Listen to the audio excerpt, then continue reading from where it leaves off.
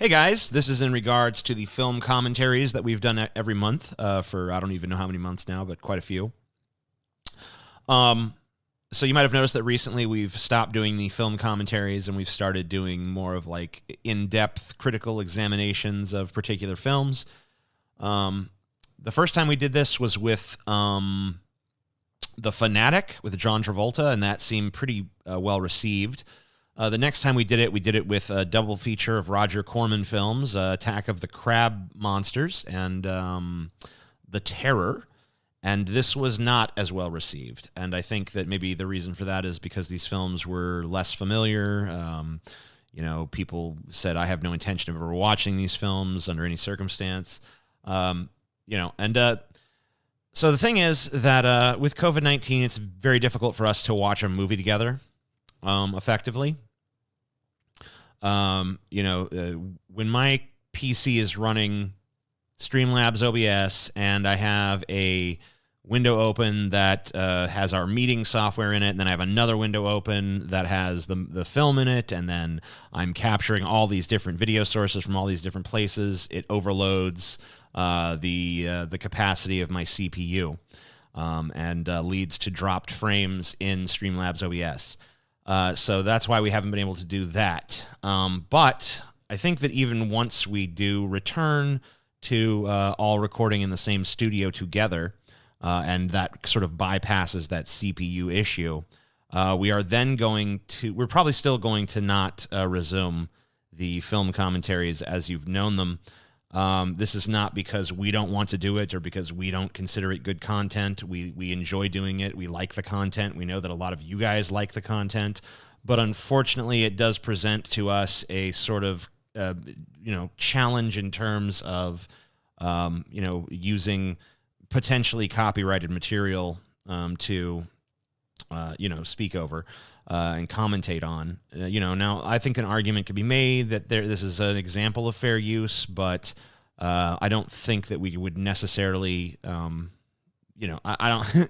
if a major studio comes to us and says, "Hey, you're displaying our movie without our authorization or whatever," that could obviously lead to some problems for us.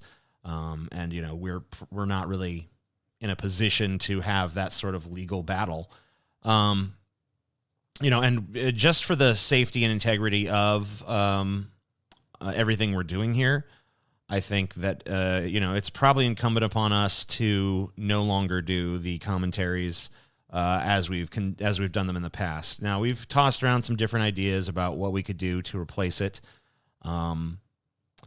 This month, of course, we're doing a sort of banter-sode on film. We're going to just kind of talk about movies in a loose and nebulous sense, and it might be prone to some digressions here and there, knowing us. But ultimately, we have some different ideas. Now, we thought we could continue on with the thing we've been doing where we break down movies in a critical way and talk about the major plot points and inconsistencies and problems, what worked about the film, what didn't work about the film. Now, we did this with The Fanatic, and that seemed to be pretty popular and well-received.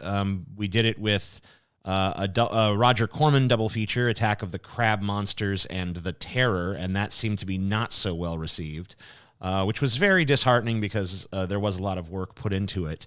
But, I know that you guys, at the end of the day, do not care about how much work we've put into something. You want to watch something that's entertaining to you. So there's a few different options we have before us when we resume doing this. The first option is we could provide audio-only commentaries that you would have to sync to the film yourself. Now, I know that there are some YouTube channels that do this. I know that Riff Tracks has made sort of a business model off of providing these sort of audio commentaries and then letting people sync them themselves. So we could do that, and that would be, a very real possibility for us. But I think that there might be some difficulty for some people in getting getting stuff synced, making sure they have the same version of the film, making sure they're playing it at just the right time. There's also some logistical problems with that on our end, but those could probably be surmounted. The other thing we could do is we could continue to do these film breakdowns And we could do that with,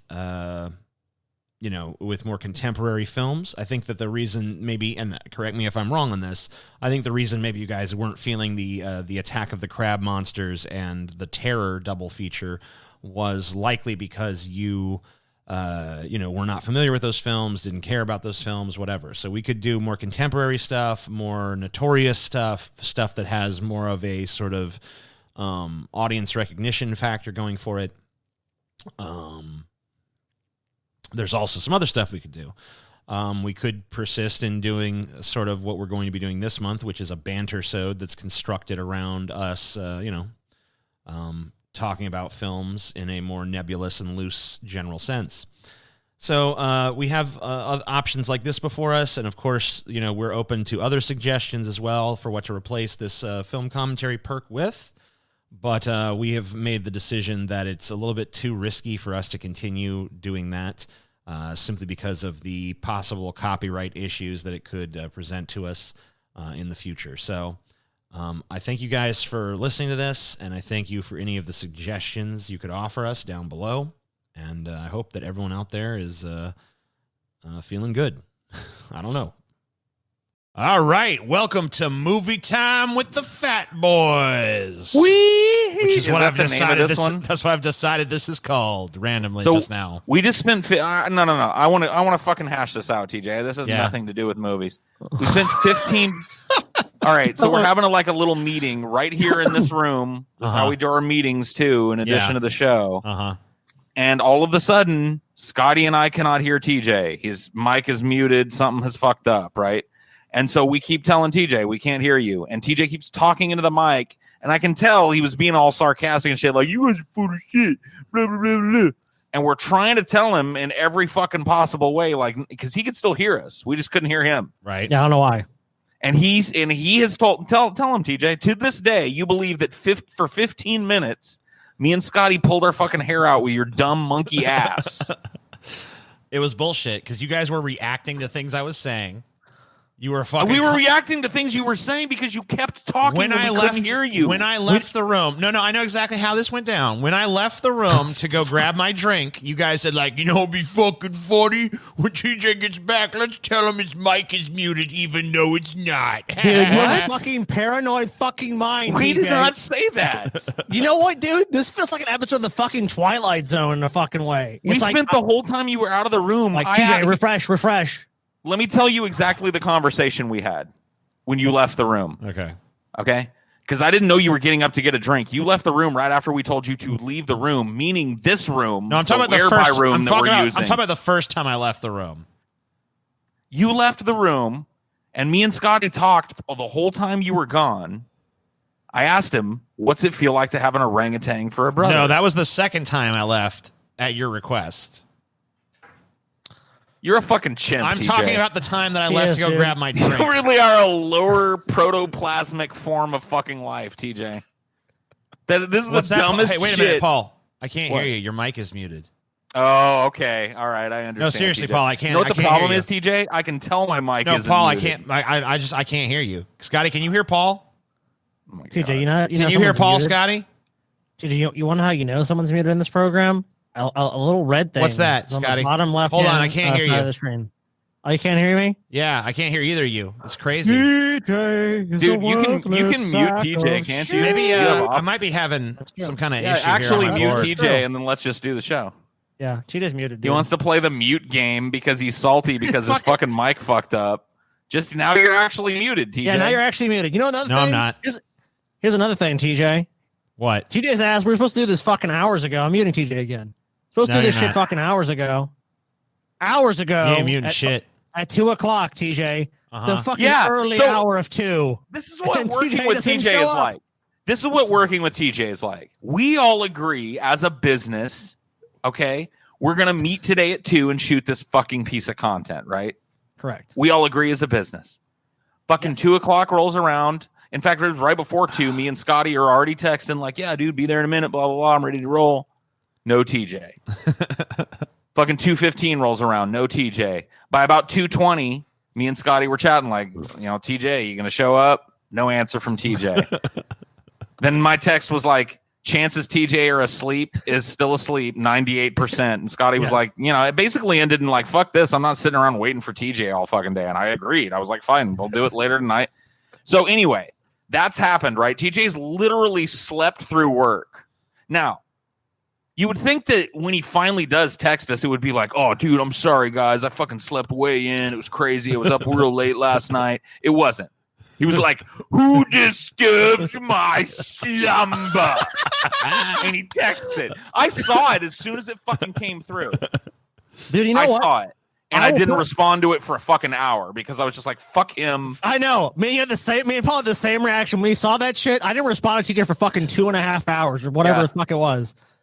That was a real shame because I was waiting with bated breath for you guys to respond to. Oh, my God. Of course you were, TJ. Of course you were. And now here we are. TJ agreed. Lazy sack of shit, TJ. TJ agreed we would shoot at 9 o'clock.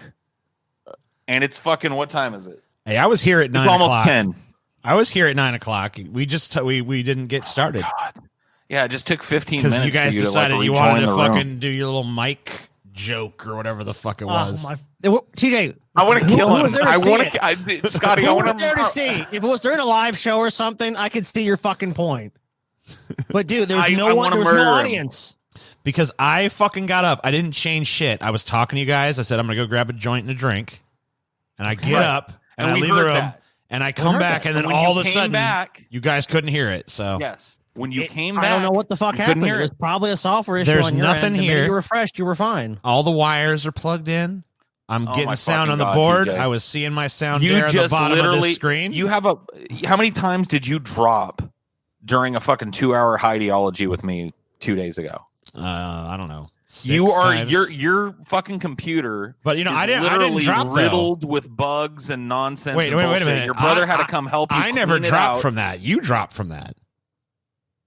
What? I never left the room. I was in the whereby room the whole time. I was streaming. Right. I never dropped stream. Yeah. And I never saw you drop. You kept having connection issues the whole night. No, I was in the whereby room the whole time. You're the one who vanished from the room. God, I want to murder him. I don't know how you fucking grew up with this cat. I don't know how you fucking lived with him this many years, Scotty. You're a fucking saint. You have the soul of the Buddha, Scotty. You literally have the soul of the... Did he do this to you all the time? Like, shit would happen and then he would, like, claim that you were making it up and that there was some conspiracy? Oh, yeah. Oh, my fucking God. Oh, my God. Oh, my God. Okay. Oh, anyway. Dude, and even if, like... And there was times where TJ would maintain that publicly, then come to me and be like... See? I can't deal. Scotty, fuck Joe over again. How does it feel to be played like a cheap fiddle? I can't deal. I can't deal with these fucking 8-layer burritos of Machiavellian schemes that TJ is running all the goddamn time. Dude, that's why, like, when someone comes to me like, I dealt with this shit, and, like, you get one over on TJ, it's all like, dude, how many fucking years of fucking, like, scheming I had to suffer? Okay, and let me tell you something. As good as TJ is at his crazy schemes, he doesn't even hold a candle to our fucking dad. Oh, I believe who would do that to us both, and just be like, we'd be like, we figured out all the angles, and he'd just be like, you didn't think of this thing. And it's like, yeah, okay. I've heard stories, dude. I've heard some that happened to me way more than TJ, because TJ just was smart enough to not even bother. It's like, because even if he was right, he was in the power dynamic was in our dad's favor. Dad would always do this shit where you go to Skype and be like, all right, Scotty, let's make a bet. And my dad would make a bet that sounded good on the surface, but he always made sure to leave himself a little loophole. And it would always sound like so fucking good on like the surface level, but there was always a fucking loophole where he was like, nope, Scotty, I said if there was ants, not if there is ants, or whatever the fuck stupid clause there was. Too, was I finally went through the deal, and I went through every possible thing. I'm like, will you take the deal now? And he's all like, no. That was when it finally ended. He's like, all right, I can't trick him anymore. I've tried literally every fucking thing conceivable, and I appreciated that from our dad, though, because it was an education in how not to be gullible. Oh shit, TJ, look out behind you. It's Styx Hexenhammer. Oh shit, no! Just kidding. Oops. I shouldn't have done that. Everything was wobbling. He's there with a torch and some fucking matches. Or sorry, I said gasoline. And a leather jacket with no shirt underneath. Well, he wore a shirt for the video he did towards me, so that was nice. That's very respectable. Why did you get a shirt? Yeah, I don't know. I think he wanted to dress nice for me. Want to look pretty. He had to come with his A game at TJ. He's like, "Oh shit, TJ, put on an actual shirt." I'll actually put on a shirt today. A leather jacket with no shirt, by the way, that's super gay, right? Depends on what. What does it depend on? Okay, like let's say like Arnold Schwarzenegger when he stole the dude's leather jacket in Terminator 1 and had no shirt on underneath. Okay, that wasn't gay. Yeah, not gay. Right. So that's the difference. Okay. You have to be Arnold Schwarzenegger. a BDSM club in San Francisco in 1975 or whatever, or 1985 rather. Yeah. That's pretty gay. I mean, it depends. Some people can pull it off. Very contextual. I didn't realize. I'll give you a thing. Like if you watch like Billy Idol perform back in the 80s, he had just a throng of women throwing themselves at him. Yeah. I mean, it doesn't seem very gay at that point. If you're a leather daddy, it's gay. If you're Styx Hexenhammer, it looks kind of gay. If you're Arnie or Sylvester or, pretty much any badass, Chris Hemsworth could pull it off. You know what I mean? You can do a leather jacket with no shirt underneath it and have it not be gay. I don't know. I feel like it's all pretty gay. I think the three of us will just look ridiculous. We would just look stupid. Well, yeah. Just like dumb. Like we didn't know how to dress. Like, look at these morons. They don't know how to dress themselves. Okay. Yeah, that's how we would come across. We just come across to the guys that have no fucking clue what they're. Oh, all I had clean was this. All right, everyone, fucking turn your cameras off for a second. We're gonna take a look at this trailer for Tenet, I guess. Let's see how it goes. Excuse me, I belched. You're excused. Excuse me, Scotty, I belched. You're excused. Don't worry about it, man. It's a word. Tenet. It'll open the right doors. Some of the wrong ones, too. I'm just a cook. Use it carefully.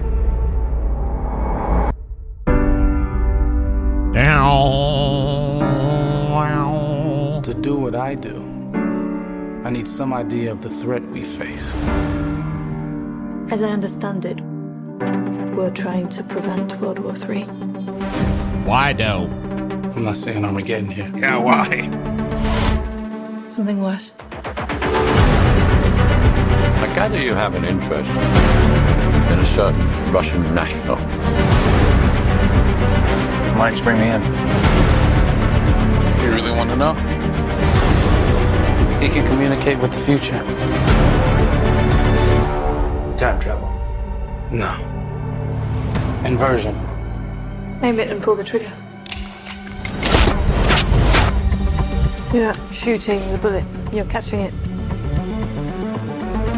Whoa. Well, I've seen too much. Well, we'll try and keep up. Your duty transcends national interests. This is about survival. Seems bold. Bold, I'm fine with. I thought you were going to say nuts. This is where our worlds collide. How would you like to die? Old. You chose the wrong profession.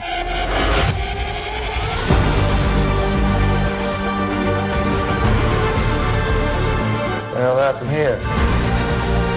Hasn't happened yet. There are people in the future who need us. Who need Tenet. We need to save them here and now. This reversing the flow of time.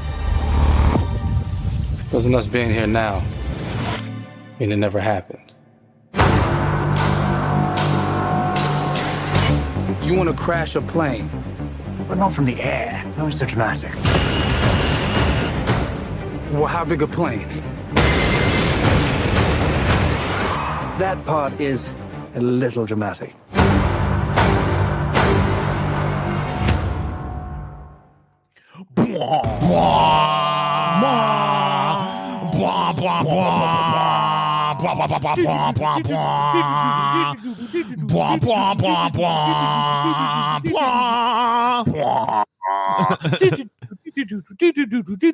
I'm reminded of okay. I'm reminded of some song lyrics. Sorry. There's some song lyrics this trailer reminds me of. It's like, that? there's something happening here.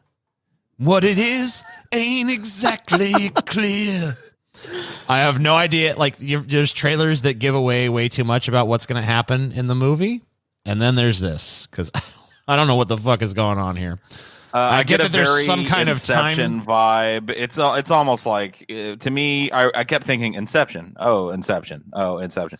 Like bending the laws of reality. What I kept getting was like James Bond. I kept feeling like a Bondy vibe, but also with time travel. This is an Inception. I mean, it might not be the same type of manipulation or the same plot line as Inception, but it's the same premise. It talks about time inversion. Time is malleable. The laws of physics don't necessarily work the way that they are supposed to. People are able to manipulate it to a certain extent. Yeah, we don't know what the mechanism for that is. Right. So that's kind of the big like, ooh, what's this about? And obviously these oxygen masks and a lot of scenes like that, they've really showed off that bullet scene where there's like a battle there and somehow, but he's going back and seeing it and but not recognizing he was part of the battle. So obviously, is it maybe divergent timelines coming together? I don't know. Seems at least seems interesting. Like I like the fact Chris Nolan, I guess, has gotten to that point where he can sell his movies on like, you liked other shit he did. Like they're actually. I like the idea that Kenneth Branagh looks like he plays a villain, bad guy in this. Yeah, that's kind of neat. Which I'm fucking. Is he the Russian? My bussy is wet for that one. Bussy. I want to see that. Bussy is most wet, comrade. Your favorite is always still. Please lick mine wet bussy. Yes, this is good. Duh. Stimulate my clitoris. I really am tired of every fucking epic action. Doing the fucking ripping off the fucking Inception. I'm just trailer. making you sound more epic, Paul. In fairness to Chris Nolan, he is the director and your major progenitor of Inception. So I agree, but I would leave it to him to make something different, not to like. Because now at that point it's become ubiquitous. Every trailer has it now. You know what I hate was the trailers when they open with those two piano chords too. You know what I'm talking about? Yeah. Like they try. It's really silent, and then they'll be like, dun, dun, or something like that. Yeah, and it's like, ooh, some dramatic shit's happening. I wanted them to. I think we need to go back. I think we need to go back to the past and fucking. Like, this is a movie about reversing time. They should have reversed time to when trailers had the fucking voice guy. I want a classic, like, in a world, Because then we'd actually know what was going on. Right. In a world where time is meaningless, when a man can move backwards through events that haven't happened yet. Yeah. The rules are changed, but the game stays the same. Exactly. That's what I want. I want the inner world guy back. You look. There's going to probably be a few more trailers that better explain the movie. Actually, no. Well, this is the second trailer. It has July release. No, not really. So this is pretty much it. Like, see the movie based on this. And they're like making a big deal about like, this is coming to fucking theaters, bitch. Yeah, Nolan has been very go to the fucking theater, you stupid fucks. Theaters. I mean, he's one of the directors whose movies really benefit from being immersed in a big IMAX theater with a great surround sound. Yeah, and he's really loud. He's gonna blow up a plane, so that's cool. And it's a real plane. I mean, whatever. Yeah. It was actually cheaper to buy a 747 used. I actually read this about the film, about the production, than it was to just do it CGI. Good. So blow up a real fucking plane like a man. So yeah, it's a real fucking plane. I want to see that plane fucking explode. That's what I want. I think we will, hopefully. Cool. See, if it was a CG exploding plane, I wouldn't give a shit. But a real exploding plane, yes, sir. Well, it's like The Dark Knight. I mean, and so many other movies have done it, but of course with just shitty CGI, where it's like, I'm talking about the semi scene. You flip the truck, You flip semis. You flip the truck with CG. I don't give a shit. You flip the truck for real. I'm there. Flip that truck. That was that Dark Knight truck flip was one of the coolest fucking practical stunts ever done in film, man. Hell yeah. What do you can you guys think what stunts do you consider to be in that fucking vein? That's a good little topic for us to go off on a little tangent and talk about. Stunts in the same vein as that? Stunts that, like, maybe, don't beat it, but stunts that you would put in the same class as the Nolan truck front flip. Fuck. It's tough. We're a bunch of stoners, so why don't we just, you know what I'm gonna do? I'm gonna fucking use the magic of the internet. Yeah. Well, I've got one in my mind right now. Go ahead, because I'm drawing a blank. The entire movie of Mad Max Fury Road. I mean, that's cool. That's full of a lot of cool stunts, but I was trying to think of a stunt that tops that stunt. Well, yeah, I can think of movies with lots of stunts in them. Like John Wick has a lot of great stunts. I mean, like Terminator 2 from back in the day. We were talking about just like a single stunt. Yeah, like I'm trying to think of that's what I thought you were talking about. I'm trying to think of a stunt. I mean, Jackie Chan in his prime did some crazy fucking stunts, so he might have something. Oh, dude, that's like that rumble remember the rumble in the Bronx where he jumps from the building? Yeah, the other fucking building, dude. That is a fucking crazy ass fucking jump. That guy's been beat up to fucking he's like fractured his orbital socket and shit. He's fucking broken and all these bones. He's done some crazy, especially back in the day. Oh yeah. Let's see here. I know. I want to know the fucking what these people think is the best fucking. They're saying Skyfall, the train scene. That was pretty good. The hallway fight, Inception. Yeah. That's also actually, Nolan. Dude, Nolan's all over this list. The Dark Knight Rises, the plane hijack scene. Yeah, I don't think that tops the truck flip though. What they do mention what Paul's talking about, the polecats from Mad Max Fury Road.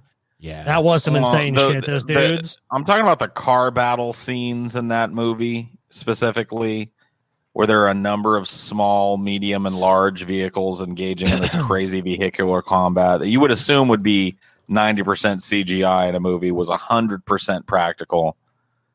Crazy fucking just nonsense that Tom Cruise does some pretty crazy stunts too.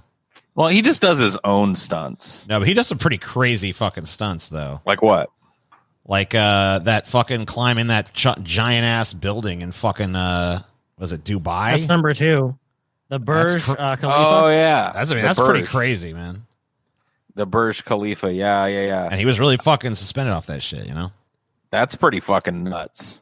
And the shots they got, I mean, like I fucking felt sick to my stomach just even fucking seeing that shit. Like, oh my god, no, no. You're right.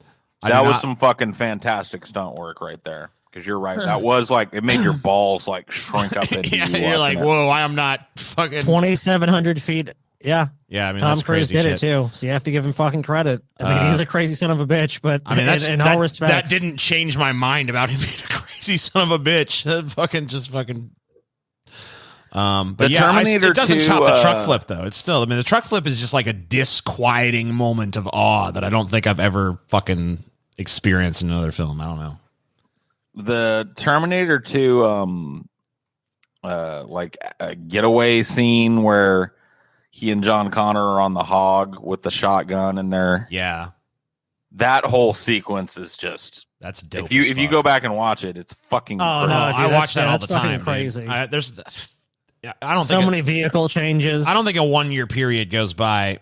Maybe a 1 year period. But I don't think a 2 year period goes by where I don't watch that movie. So yeah, then they have the great scene. I don't know what they're called, like the canals or whatever in LA, where they're going through that truck crash is pretty dope. I mean, obviously but the truck flip is, I don't know. The truck flip is just dope. I don't think it can be topped. Maybe it can. Someone will come up with something. Maybe this new movie will top it, DJ. Wasn't they trying to shoot a movie in space now or something? Didn't I hear that somewhere? Well, I know the new Top Gun is going to have him fighting around in space in a space jet. You know another fucking not necessarily a human stunt, but a stunt that's crazy in terms of like what they did to like a vehicle or to a set or something was honestly like James Cameron's Titanic, him flooding the whole set and shit.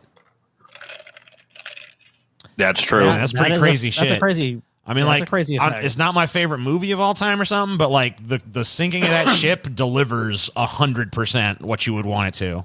Yeah. He's actually one that deserves mentioning when it comes to crazy stunt work. I mean, we were just talking about Terminator 2, for fuck's sake. Alien is filled with such fucking awesome, tight stunt work. I loved the sequence where Ripley steals the like ATV loader thing. And because she refuses to give up on the people that are stuck in the nest, and she drives it through a bunch of walls and over a bunch of aliens and shit. That whole sequence culminating in, acid and fire being sprayed into the fucking back of that thing. It was great, man. It was great. That whole sequence is awesome. How Villeneuve? I don't know how to pronounce his fucking name. I just never will. How his Dune can avoid Blade Runner 2049's box office failure. This is from Screen Rant. To ensure Denis Villeneuve's upcoming sci-fi movie Dune does not become a box office failure upon release in December 2020, it must avoid making the same mistakes that caused Blade Runner 2049 to flop in theaters. The French-Canadian director's two most recent projects have much in common. Both are based on critically acclaimed science fiction novels. Both are continuations of a cult property without a wide fan base, and both have huge budgets to recoup. Dune does have the advantage of a star-studded ensemble cast and an ideal release date, but there are still steps the movie's marketing must take to make certain Villeneuve's latest does not fall prey to the same fate as Blade Runner 2049. Okay. So they say it should not be rated R, like Blade Runner 2049 was. So that's their first bit of advice. Don't make it R rated. I don't know about that, man. I mean, that's bad advice. Yeah, I don't really think that is going to be practical if they do the film right. I mean, could they make a PG-13 cut? Yes, but it's the standards in this country are so arbitrary and draconian. I feel like if to make it right, it would have to be rated R. I just don't see a way around that. Blade Runner 2049 was brilliant. The movie was fucking brilliant. The fact that it was a box office failure sucks, and I understand why they would want to try and help Villeneuve make this Dune property something different so that he can makes the money that it deserves. But to a certain extent, the way that you do that is capitulating to a stupid brain dead audience, and I'd rather he make a fucking Dune movie that right now is a commercial flop that is remembered in the future as a cult classic, as 2049 will be, by the way. So play 20 years from now. You think they should just say, like, look, we don't need to recoup all our money right away. We can play the long game on this one because this will last. This will be the an long game. classic. The long game doesn't pay off immediately, and everybody wants to avoid it. But I'm hoping that Villeneuve is the type of guy that sees the long game. He didn't make 2049 necessarily for the average American movie-going audience. We've sat through movies like that, fucking Medea movies and that stupid fucking Snowman movie. Those are movies that are made for the average fucking American audience to totter into, and oh, yeah, that was great. They're not made as something to be truly appreciated. They're made as something to fill time and sell popcorn, which is fine. Right. I'm fine with the existence of that kind of movie, but Villeneuve doesn't, in my opinion and experience, doesn't make that kind of movies. Dude, he makes a very different kind of movies. Here's the thing: Dune is on everyone's radar right now. Well, the argument. Okay, yeah, go ahead. It really just is. Like I'm seeing that. Like, I did a search for Dune news, and there's a bunch of prominent things like recommending people read the novel. There's kind of I have a sense that this is going to be a big fucking hit, and I don't think. And look in the sci-fi and fantasy space, the last really big thing to come out, at least in the fantasy realm of fans, was Game of Thrones, and it was anything but PG-13. Right. Look, Blade People Runner. don't want that. Yeah, Blade Runner 2049, the last one that came out, anything but that. But this movie Tenet we're looking at, another sci-fi thing. If that's rated PG-13, that's a fucking shocking disappointment. You need to go rated David R. Lynch's 1984 version was PG-13, so one could assume that Dune will work well without alienating younger and family audiences. Blade Once Runner again, pause. Rating. Hold on. Once Yes. again, pause. A flawed premise. absolutely flawed premise. That one movie of the problem, flopped too, for fuck's sake. So I mean, I'm sorry, but I mean, we're going through this, right? Lynch's film was a flop. Lynch's film was a flop, and one of the reasons, and it wasn't a great fucking adaptation of Dune either. He did his best, and he made some iconic scenes, and there's some stuff in it that's really cool. But when it comes to it being actually of the scope that the novel Dune is, he utterly failed. And one of the reasons he utterly failed was because he didn't show the violence. The violence was all Disneyfied. It was all some dude flying into a CGI worm's mouth or something exploding in the sky that had people in it.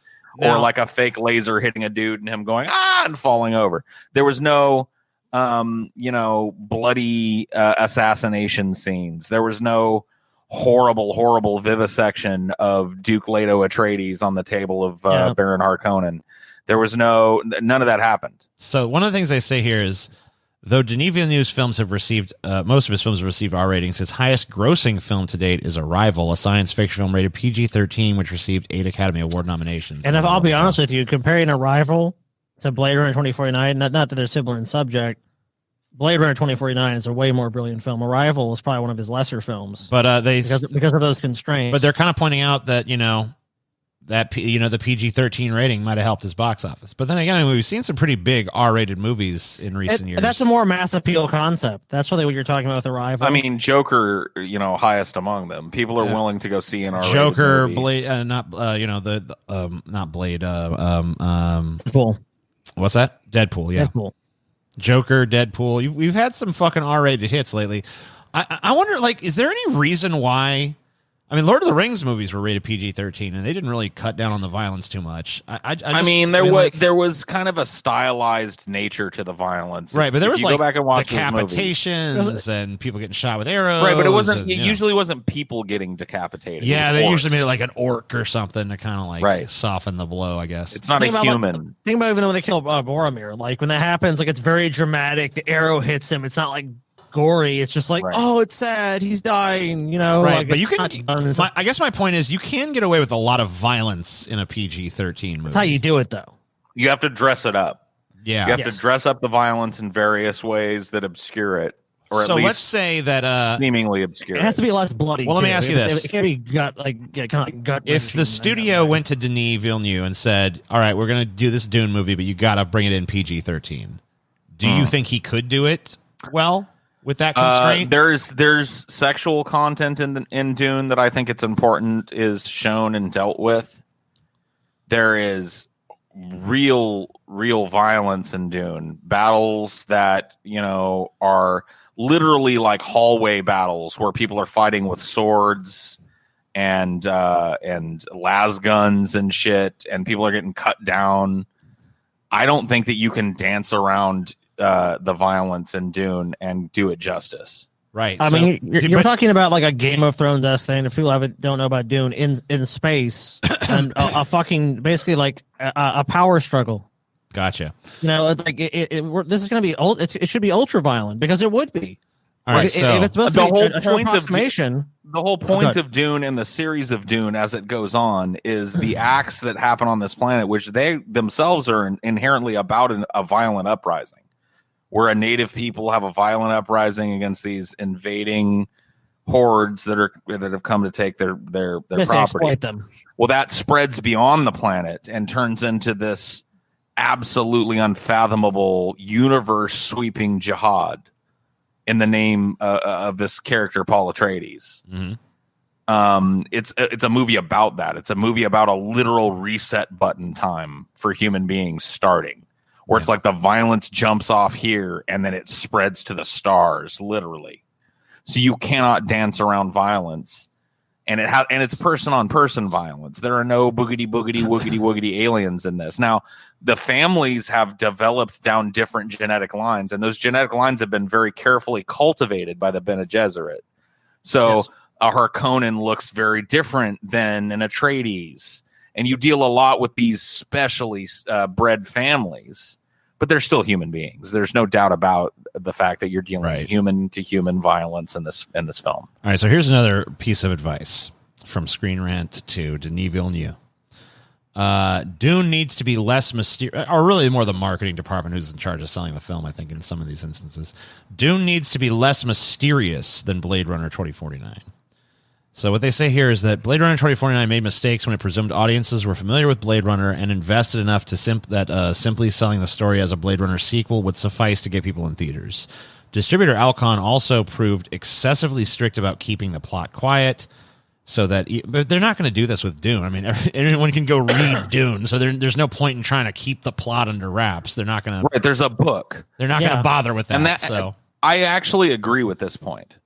I agree with this point that's being made here. I think that, and this is just me. I revere the original Blade Runner. Sure. But it took me quite a few years to actually sit down and seriously watch it and appreciate it. There were years I knew about the original Blade Runner, and I was like, I'm not going to watch it. I wasn't one of those guys that watched it as soon as he could when he was a kid and loved it immediately. I'm not trying to claim that. I had to be at a certain point in my adulthood when I watched Blade Runner. I was like, whoa. You know what I mean? That's how Blade Runner 2049 is going to be for a lot of people. There are not a lot of people that are hot to trot on Blade Runner. Now, Dune is different.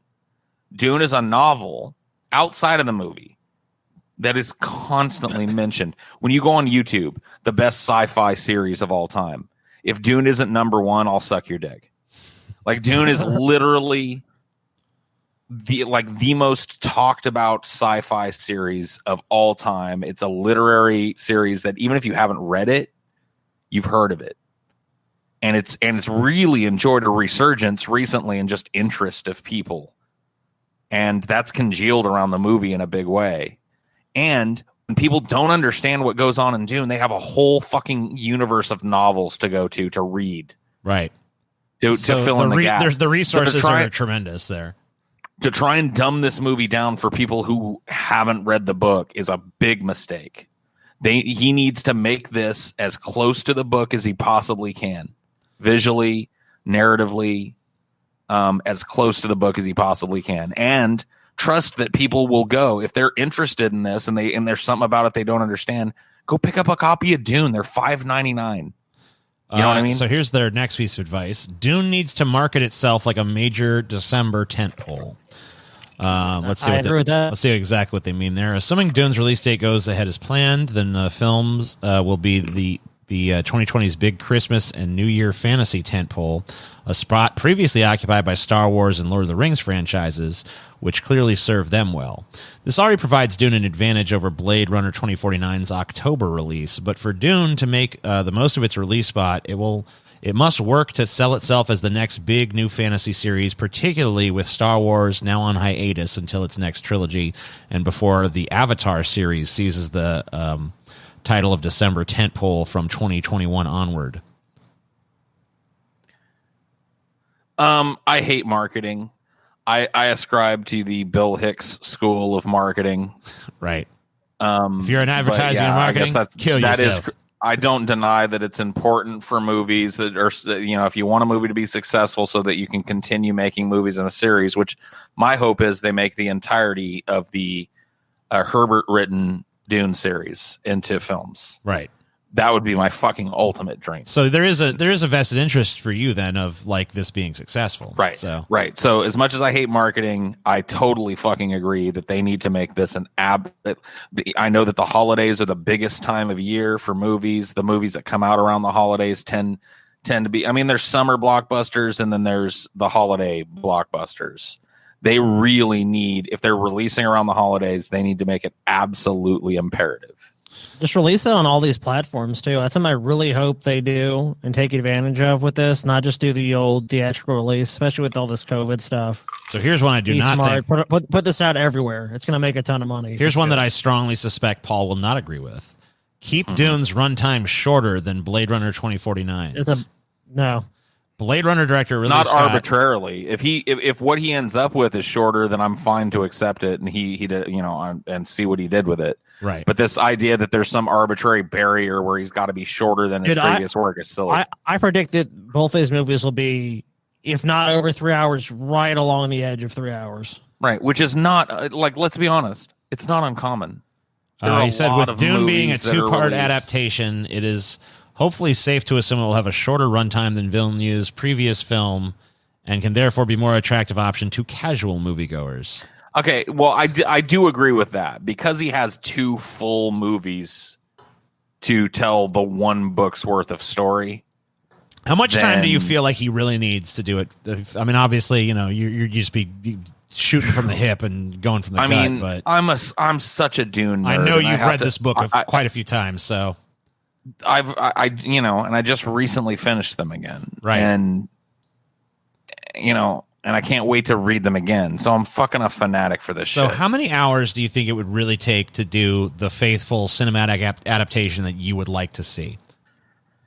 Dune, we're talking about just the first novel, Dune. Right? First book, Dune. Right. How many hours does it take to really do that? 6 hours. So you're talking about 2 3-hour movies. And I think that honestly, 6 hours is being really, it's cutting it close. You know what I mean? Right. I think each of these movies needs to probably be around 3 hours in order, because look, dude, the reason I love Dune, it is the single most expansive book I've ever read. The stories it tells are intimate. The characters, as you come to know them, are intimate. But what's going on in the universe as a result of what's happening in those locales is so fucking crazy expansive. And if they don't get the political intrigue right, all of this power play between different fucking baronies and different fucking fiefdoms of humanity, all vying for the throne and all vying for control over that one substance that it gives them control of the entire economy. If they control the spice, which is only found on the planet of Arrakis, if they can control that resource, then they literally control the universe. Yeah, you control the universe. I mean, it's critical in traveling in the Dune universe to have spice. Without the spice, they cannot travel. Interplanetary commerce becomes impossible. Interstellar travel, yeah. These disparate fucking human civilizations become impossible because they are all of them completely and utterly reliant on the luxury that the ability to travel through space without moving has brought. I mean, another thing that's really critical about this too is having 2 films. Let's even say you do a good marketing job on the first film. If you don't get people where you end that first film, I have to see what fucking happens next. That's a big thing. That'll be a big litmus test. It's what do people say when they come out of this? Are they saying where the fuck is part 2? If they're not saying that, that's gonna fucking do. I think that's if we're gonna know if they're gonna make it. Now, maybe they've already shot the 2 parts, so maybe we'll still get it regardless, which would be good. But there are going to be people that are confused. I remember going to see the Lord of the Rings, Fellowship of the Ring. I know you did too. It was going to be Scotty. self-contained, right? And there was a good portion of the audience that was totally confused by the fact that it ended on a cliffhanger. They were like, "What?" But I think people eventually get it. They're like, oh, there's multiple movies. Okay, so there's going to be another one of these, and we're going to find out what happens next. People are open to that idea. So I think that as long as what he presents in the first movie is compelling enough, that then people will forgive the split. They're open to the idea. I'm just saying, when they come out of it, it's what is the sentiment? Oh, yeah, because you're right. There's going to be people that are going to see Dune and be like, why didn't they wrap it up with a fucking nice bow on top? Right. I know people can do trilogies. And look at the Marvel Cinematic Universe. How many fucking sequels, 23, did you have to sit through to do the first kind of run? So people will do that. I'm just saying, what are people going to say when they come out of it is going to be a big determining factor. I mean, maybe they've already shot the other one, so it's still going to happen regardless. But if not, I'd be interested to see that more so than anything else. Is it's how much money is it going to make? Because word of mouth too. It's such a big thing, and it's what is the social media push? Is that fucking oh my god, you have to see this? Word of mouth about this Dune thing and interest in this Dune thing seems to be pretty fucking white hot right now. People are talking about it all over social media. There's memes that have been made about it already. So, and I really feel like people are feeling like it's going to fill that void that's left by Game of Thrones, and really it should. Because it's a similar kind of story. It's all these different powers vying for ultimate, leadership. And I think that audience that was left holding their dicks after the end of the horrible, by the way, ending of the Game of Thrones HBO miniseries, You know, those people are going, where do we go now? And I think a lot of them have come over to Dune and have high expectations for the Dune franchise. Yeah. And I think a lot of them have gone out and read the book and got the audiobook and shit already. I just remember I was like really stoned, and TJ came to me and it's like, hey, Scotty, it's fucking Bran, bitch. It's fucking Bran, bitch. Bran. And I'm like, what are you talking about? It's like, and the Game of Thrones rate. It's fucking Bran, bitch. That's all he would say. And then I watch it, and of course it's fucking Bran, bitch. And I in my head as it's playing, it's like, it's fucking Bran, bitch. It's fucking Bran. I remember reading those leaks and be like, done. And I was just done with. That's why I was like, I'm done with Game of Thrones too. Well, I mean, it was done with you too. It's like, ha ha ha, it's over. We got you. Or I remember TJ knew like a week before, like 2 or 3 days before it showed, and I told him not to tell me, so he didn't.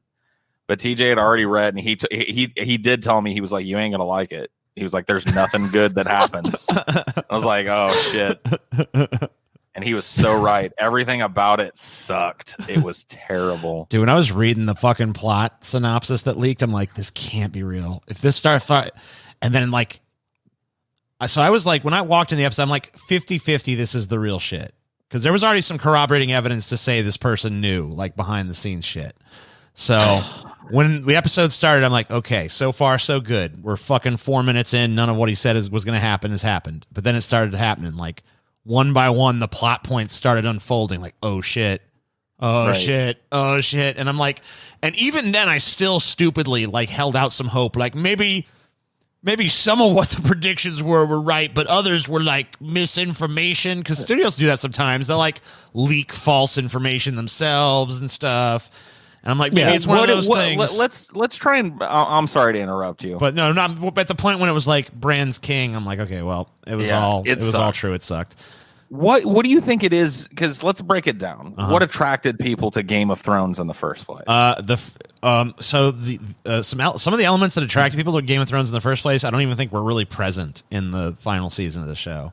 Well, let's leave that. Let's leave that aside, because we're talking about the transfer of that gigantic audience. Okay. Well, possibly over to the Dune franchise. I think all of the underhanded Machiavellian political intrigue. I think. I mean, Dune is literally filled to the utter brim. So people who dug that in Game of Thrones are probably going to really like what how Dune does it, because it's something that's very much great characters in the same vein. Who have brushes with death and actually die. Some of them rather early in the story. That was another thing that he was like, anyone can die at any time. There was no like, just because this guy season one of that show was the hero did not, a lot of memorable characters. Like when you first meet Tyrion, it's just like, okay, that because I watched from the very beginning, like, and he just blew me out of the water. I was like, I saw some dwarf. I'm like, what's this character? Then he's like this foul mouthed asshole that's just completely over the fucking top, and it's just like. And the first few seasons, he has a great character arc. I mean, the way the first episode ends with Jaime Lannister just pushing that kid out of the fucking window, you're just like, whoa, this show ain't fucking around. You just knew, like, the show's not going to be like, oh, it's a kid, it's okay. I loved the Ned Stark episode. Dude. I loved when the episode ended with Ned Stark's head on a fucking pike, because I knew people at home were going, what the fuck just happened? Because it was so brilliantly executed. And that happens in Dune. In Dune, you're introduced to these people and given tons of background on them and tons of character development on them, and they're just ripped away from you. You know what I mean? They seem really powerful and strong at first. Like the first thing you get doing, like there's no way someone's going to fucking take this guy out. That's not going to happen. Another thing that I think is a parallel that people will find in Dune is people seem to like in Game of Thrones the following of a family lineage and how it fought against other family lineages and watching people grow up and shit. And the Dune series as a whole is filled with that. Oh, yeah. But at the beginning of Dune, Paul Atreides is a young man, but untested. And by the end of Dune, he's the leader of all men. You know what I mean? So you really get this. And then he has this baby sister who grows up in the next book to be this incredibly powerful figure. And we get to see him actually, the king. And then we get to see his fall from grace and the continuance of his family.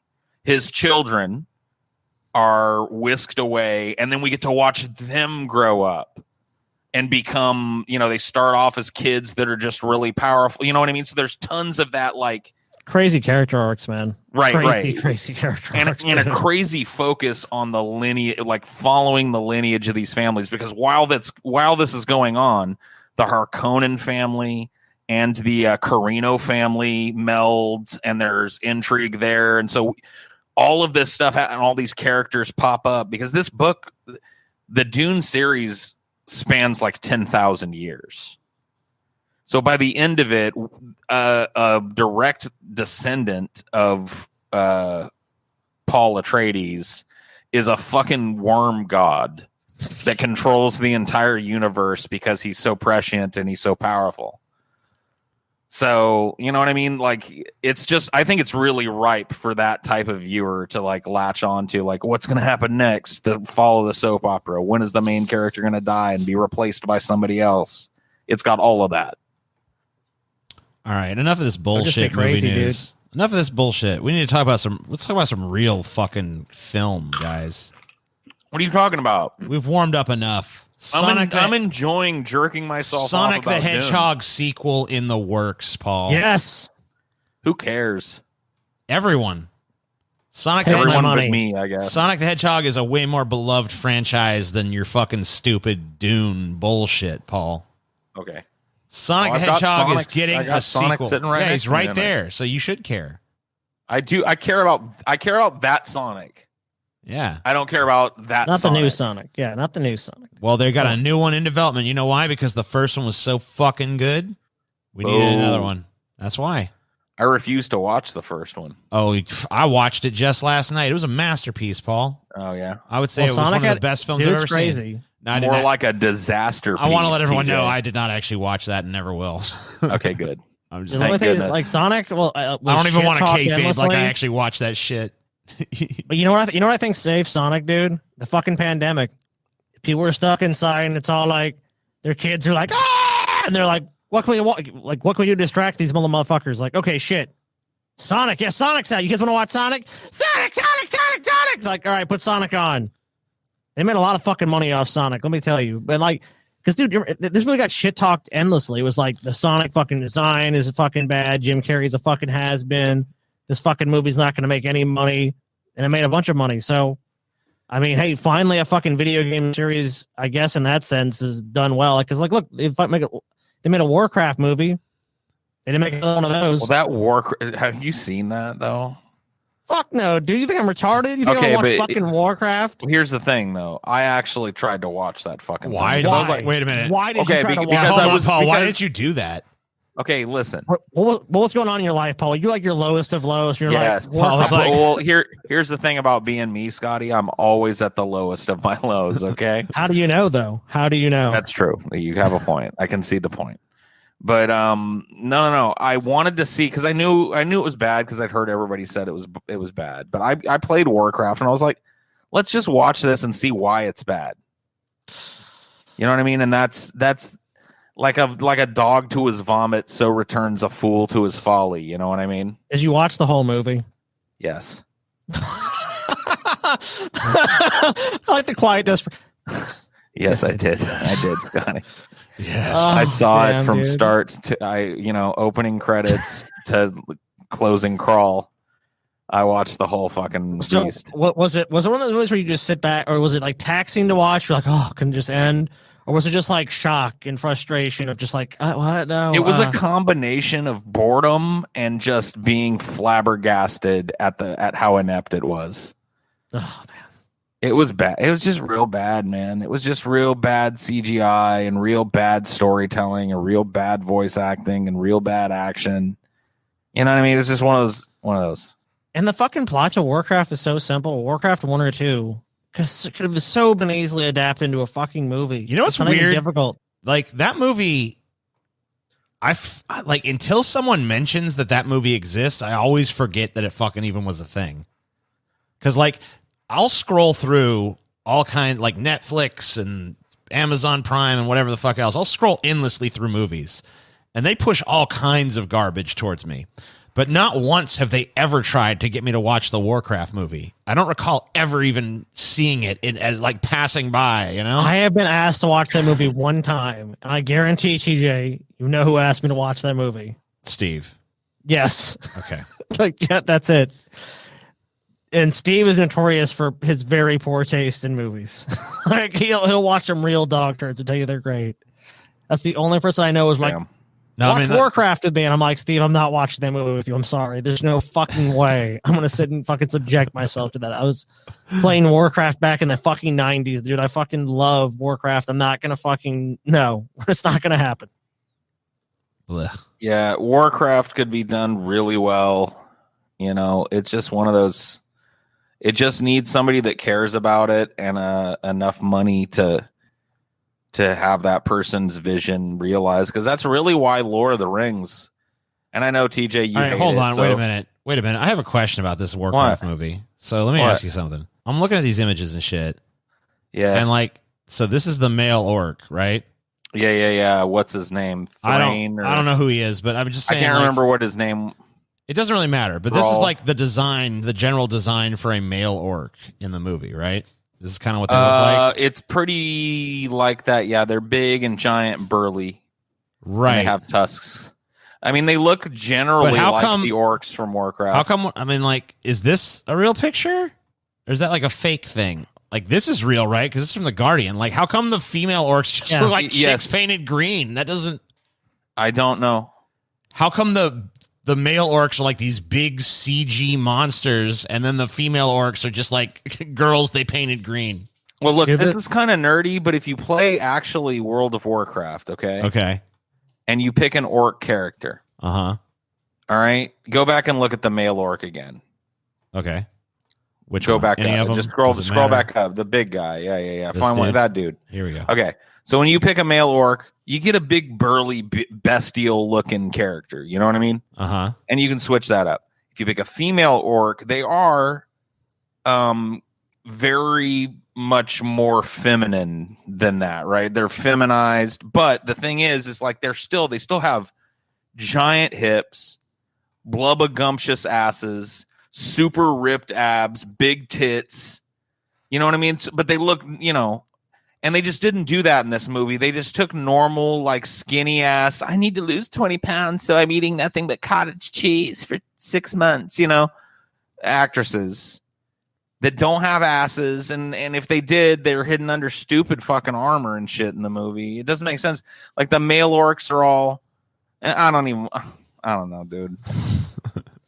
I don't know. It's just like there's some. Paul tried to jerk into this movie and it just didn't work out. Why did you watch this movie, Paul? Well, here's the thing. Jack. In World of Warcraft, if you make I had a female orc character in World of Warcraft because you could do / dance, and each character has a dance. And dude, TJ, go search for it.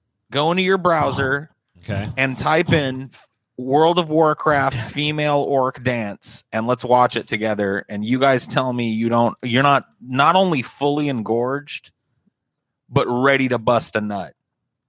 We'll have to see. You have never had a bitch back that ass up like the fucking female orc dance in World of Warcraft. Hold on, I'm trying to find. And this. You know the green pussy good. You know it too. Damn, Paul. How do you know it, though? I know it. I'm a fucking PIMP, Paul. Well, like, you, on the other hand, I don't know. Are you insinuating I've never fucked an orc? Is that what you're telling me? I never fucked an orc? I mean, I didn't say it. I didn't want to say it, Paul. But I mean, if you're gonna come out in the open and say it, you know. I mean, I don't know what I ever did to have you treat me so disrespectfully, Scotty. You claimed you fucked an orc, Paul. Right, I don't think you did. No. Okay. You find it yet, TJ? Yeah. You got it? Yeah. Everyone has to turn their cameras off, though. All right, let's turn our cameras off then. Camera off. I need it off anyway because I have an itch that I need to scratch. I don't want to accidentally people to see my balls. Paul, this is odd. This is already not arousing whatsoever. But maybe in motion, you know. Okay, in motion, just let it play. Okay. Now I want you to imagine what this is representing. Okay, DJ, you have to use your imagination. Use my imagination. Gotcha. It's a big, muscular green woman. Okay. with fangs. Uh-huh. And big fucking vampire looking ears and shit. Right. And she's looking you up and down like she might eat you or she might fuck the shit out of you. Now that's kind of hot, right? Sure. I mean, TJ, you're There you never go. gonna survive. Go ahead. Let's take a look. So let's hit. Oh my. Oh. And then she starts doing this shit Oh. too. Then she starts. All right. I'm she's- glad. hold on. I'm She glad the makes it camera's pop. off because. Woo. I Oh, told damn. you, dude, and I hope they give you the fucking back view because if they don't give you the back view, you got to find one from the rear, TJ. I don't know if they're gonna do it. They don't flip her around or nothing, man. They don't Doesn't show you look the like back it. view. You don't get to see that booty pop, I guess not.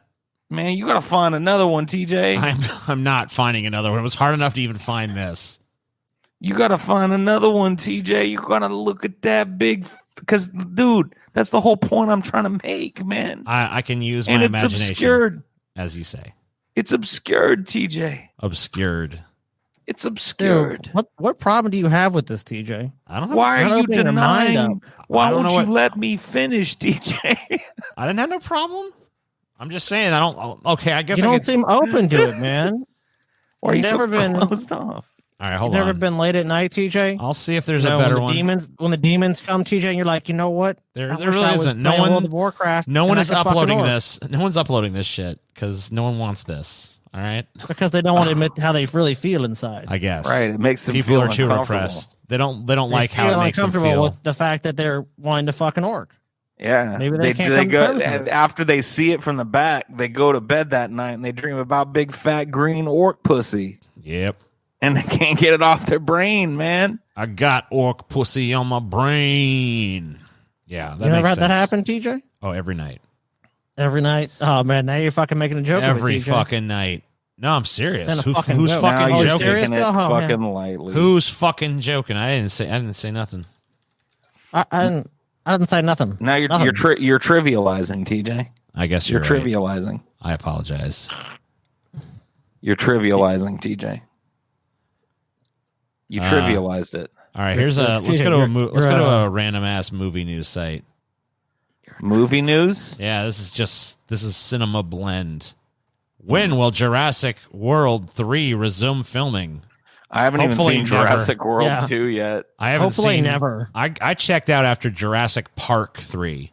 Back before it was even the world. I watched Jurassic World 1 Oh, and sorry. that's it. I haven't seen 2 and I mean I sat it out. I might see 3 because I love Sam Neill. They're really reeling me in because I love Sam Neill. Because I do. You might love Sam Neill, but god fucking damn, do you really want to subject yourself to Jurassic World 3? No, because that means I probably got to watch 2 or I won't even understand Nah, 3. dude. Yeah, because it's Man, so I hard. don't think it even fucking matters, Paul. I don't think, dude, I haven't watched any of them. I guarantee I could watch 3 and pretty much understand what the fuck was going on. I Let's guarantee see. fucking it. These movies are made for dum-dums. I mean, it doesn't fucking matter. Not seeing any super Dude, interesting man, there's film fucking, news going there's on. nothing going on with entertainment. J.K. The Simmons. sweet Why way Robin J.K. Williams' Simmons' grandson is original living Spider-Man audition was very nerve-wracking. I This is really what's going on in the movies right now? guess so. I mean, like COVID stopped a lot of shit from happening. Nothing, though. Nobody has any thoughts about anything either. Like, I can get that there's not a bunch of movies being worked on right now, but nobody's got any hopes or dreams anymore, TJ. I guess not, Paul. Nobody feels inspired to talk about anything but the same rote bullshit. Former Bond girl has some thoughts about why the role changed in Daniel Craig era. Who the fuck cares to hear them? I guess I do. You I guess I do because I clicked on it. The Bond Why? girl has to look good in a bikini. That was her role. The Bond girl of my era exists no more because they're not presented that way. You wouldn't see her in a bikini next to Daniel Craig in a suit today. The PR department would make sure that didn't happen. Well, you know what? Which Fuck the kinda PR sucks, department. Fuck them. Yeah, the PR department has ruined the world and tell them to go fuck themselves. Dude, let's go check out 6 strange things that happen in James Bond movies we just accept. Okay. What am I I saw just? that and I'm like, why the fuck not? I want to see what that is about. James Bond routinely reveals his name to his enemies like it's no big deal. Because he's that badass. Oh my god. Yeah, because that's the whole thing. He has to say the line. Bond. To say I'm Bond, James Bond. James motherfucking And Bond. you know what? Like, it's never part of his game to pretend to be somebody else, man. He's always just James Bond, man. Despite Bond's frequent high-profile missions, few, if any, villains recognize him. They're not alive to recognize him. Yeah, because Or they're once he fucking in prison. once you encounter James Bond, you dead, bitch. And number it's heavily implied that James Bond is just a name that's been passed down years, year to year to year to year forever amongst really elite agents. So you've seen one James Bond doesn't mean you've seen James Bond. Yeah. James Almost makes it Bond has better. killed many villains in rather sadistic ways. Fuck yeah, he has. He's mean. Well, look, So? man, he's trying to save the goddamn world. What the fuck do you want from him? Oh, can he kill them a little bit nicer? Killing me softly, his James Bond. Let me just shoot you, but in a pleasant way. James Bond is only assigned missions that require lavish expenses. Yeah, because I can't believe that fucking James Bond movies are just not realistic. This is not what the fucking life of a secret agent is really like. James, Well, we want you in a Cambodian slum. And it's doing almost like it's surveillance a in that fucking factory. escapist fantasy for you to have fun with or something. I mean, think about it though. Like James Bond movies, all the villains are rich fucks. Where do rich fucks hang out? Hella expensive areas. It's not like you're going to be like having Goldfinger launching nukes from a Motel 6 in Mobile, Alabama or some shit. You know what I mean? He's going to be off in the fucking Poconos or whatever the fuck. He's going to be over in fucking Ibiza, Spain on his private island. Yeah. You know? He's going to be living like a fucking boss. And if you want to finance, if you want to send a fucking secret agent up in that shit, you can't send him in as a hobo. Like, hey man, what's going on? They're just gonna escort him off the island. He's got to look like he belongs there, and that costs money. You got to get him the fucking flashy car.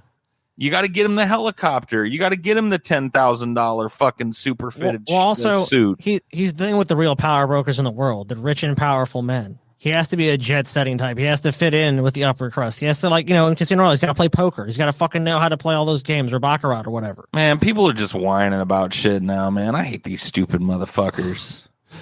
I hate the people. Can't accept it, dude. The people that write articles like this. Down at the Motel 6. I love it, man. I want to fucking hear the Goldfinger song Not to written mention, about as an him audience, what as the a fuck do you fucking- want to see?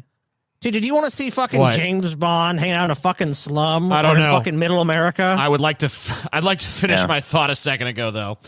I want to hear the Goldfinger song where it's sung through, like, I want to hear the Motel 6 Goldfinger song, basically.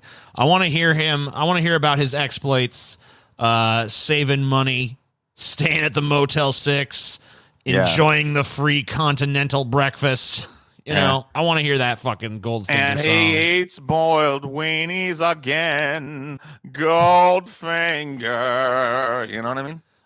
James Bond will literally kick anyone's ass. So what? That's the point of James Bond. That's too dumb to even address. The only way the continuity makes sense is if each Bond is a different Bond. Well, maybe they are. Fucking God. Who needs the fuck continuity? It's James Bond. Like, they're taking James Bond way too seriously here. They're fucking stupid. I don't like what you made me click on, Scotty. You're a I bad hate person. that shit. That fucking sucked. Boo to that article and boo to the dipshit that wrote it. The Cinema Blend site sucks pretty bad. I'm also over this Deadpool shit, by the way, officially. So yeah, I was over Deadpool. I was after the over it sequel. after pretty much the first one came out, but yeah, I watched the sequel kind of reluctantly, and I chuckled a couple times. I was like, "Well, that was nice. I'm done with that." So I'm not going to be seeing any more Deadpool shit. No, I'm not fail. interested in spending 7 fucking goddamn motherfucking movies with Ryan Reynolds and his dry fucking humor. Okay, I'm sorry. Call me a fucking pessimist. Do what you got to do. Call me intolerant or whatever you got to do. I feel like I've spent enough time with Ryan Reynolds at this point. Netflix is buying the Egyptian theater. That is cool. Probably just so they can qualify their movies for Now, this Oscars. Ryan, I could spend more time with. Wolfman Gosling. movie in the works with Ryan Gosling. Okay. I can get with that. What do you guys think about Gosling? Honestly, give me your honest assessment. What's that? What do you think about Gosling? He does a number of good roles. He was good in Blade Runner. He doesn't really leave much of an impression on me usually. He was in Blade Runner. Right, but I'm just saying, like, typically he doesn't. He was leave much in of an impression The on Big me. Short. He did a really good job in that movie. He's been in a number of really good fucking movies, dude. I'm not denying that. I'm just saying he doesn't. He never, as a performer, really leaves much of an impression. Oh shit, TJ. Ryan Gosling like is him, huh? getting into the Universal Monsters business. He's doing actor is circling Wolfman movie for the studio. The Hollywood Reporter has confirmed. Didn't we just do this? Like, wasn't there just a Wolfman movie like 10, 15 years ago? It's called Universal's. What is it called? It's like the dark universe thing. Yeah, I don't think they call it that anymore because after they Invisible Man. Yeah, what's that? I think they're doing like a soft dark universe now. Like, I don't think they're actually trying to. Remember they did the Tom Cruise Mummy, right? That didn't really work out. Was Dracula coming next after this? Are we going to get? Well, no, Dracula actually, Dracula Untold was the first movie in the dark universe, even though they didn't actually label it with the dark universe label. Okay, so they fucked up most of these. I think the Invisible Man was pretty good, but what about this new Matrix movies the Wachowski sisters are working on? I think only one of them's working on. I think only Lana Wachowski is okay. doing it. All right. Well, what is there anything? Can you find anything about that? I read something about it earlier. The only thing they said is it's going to be crazy. So that's all I know. That's the only thing that's out. Oh, nothing. Crazy. So nothing it's out. It's going to be crazy. It's like, okay, cool. Crazy. We know that like Keanu's attached and everything. Yeah, he's in it. I mean, they wouldn't even fucking greenlight it without him, probably. Right. I don't know. I can see Matrix. He got all that John Wick money. He got John Wick going, and then it was like, hey, more Matrix movies. So we've seen that like what's coming up looks pretty shitty, with a few exceptions. What movie should be being made right now? What movie do you guys want to see being made right now? Just like anything, like a big blockbuster. I've always maintained it, dude. The true version of Space Jam 2. Just the true one. The fucking the true version. And you know the thing about the true version? Hold on. Where Bugs Bunny does a bunch of cocaine? It changes every time in my mind. That's but true. yeah, one of the things that definitely is consistent is the Looney Tunes and LeBron all do lots of drugs. Fuck big booty bitches. Definitely portals to hell. Definitely fucking the audience, like basically the entire arena is filled and then transformed. All right, no, hold on. You're not just gonna get off with some brief description here. I want Act 1, 2, and 3 of this fucking movie laid out. Oh my god! Can I maybe fucking earn my fucking paycheck today, TJ? I want to hear Space Jam 2. I want to hear a pitch. All right. So Act 1, how does LeBron James get sucked into all this? With recent events, we have to rewrite Act 1. So initially it was going to be LeBron was like kind of down his luck, whatever. LeBron has been, and the whole NBA has been sidelined tragically due to COVID-19. Right. I like it because the original Space Jam also worked real world elements into their movie. Like, so we got to work that into like, you know, they're all sad and shit. But while it's going on, and we totally ripped this off from the first one, they somehow lose their powers. And of course it's aliens, but instead of fucking making it like cartoonish aliens, we make them fucking like really over sexualized aliens. Sex fucking sells. That's true. But and it kind of in like an unsettling way. So people will kind of be like, is it wrong for me to want to fuck the alien? I don't know. Right. So I kind of want that worked into it. They of course challenge him to a game, and it's revealed the aliens in fact spread COVID-19. And the only way they'll give us the cure is LeBron and the fucking Looney Tunes defeat them in a game of basketball. Awesome. I'm already sold. I don't even need to hear Act 2 and 3, honestly. Green light for me. This can't go wrong. Yeah, I mean that. But I mean, yeah, if you want to get more. So basically, in order to fucking get. So LeBron is immediately on board with this. He's like, I want to do it. I want to help humanity, all that shit. It looks good for my image. Right. And we kind of play into that too. Like, you know, LeBron's kind of really conceited in the beginning. He's like, you know, I don't, you know, but, you know, it's going to look good for me to do that. You know, so at first it's like kind of done for not really, you know, truly, you know, humanitarian. Word. Yeah. Like he's not doing it for like altruistic reasons. He's doing it for selfish reasons. Gotcha. But in order to recruit Bugs Bunny, that's the fucking really hard part because Bugs Number one, it wants nothing to do with it. He's like, LeBron, look, I fucking retired from this shit. No one gives a fuck about me anymore. He's kind of down himself. He's like, look, all I do is I do massive amounts of fucking drugs. I want to play that Bugs in the worst way, dude. I want to voice act that Bugs in the fucking worst way. I just want to do cocaine. I just want to party. Look, LeBron, I got a fucking proposition for you. You're the quote king, right? Hold on, Scotty. If you can out fuck me, out drink me, out party me, last man standing or last rabbit or human standing, I'll fucking play on your team. And now let's Looney Tunes, of course, they're just gonna fall into place. Like, yeah, if Bugs will do it, I'll do it. We can even set that up in the thing. Like, well, I don't know, what is Bugs doing? You know what I mean? And then of course, so we kind of set that up. So if Bugs does it, he doesn't have to go recruit everyone else. He's got to fucking beat Bugs. So Bugs like, all right, you ready? A fucking dump truck just beep, beep, beep, beep. This is Bugs Bunny's fucking drug pile. And it just, of course, some neighborhood children get into the drugs and they're like, woo! They're all tripping like, well, I can see Bugs. She's amazing. So a bunch of kids are doing drugs. And then they start. It's just like we have a montage of like LeBron's doing a line. Bugs is doing a line. LeBron's doing a line. Bugs is doing a line. They're going back and forth. It's like, it's getting fucking heated. And Bugs kind of like, oh. At first he's kind of arrogant. He's talking shit. He's like, hey, say LeBron, you want to go home yet? He's talking all kinds of trash. I can't do a good Bugs Bunny, but whatever. He's shit talking him.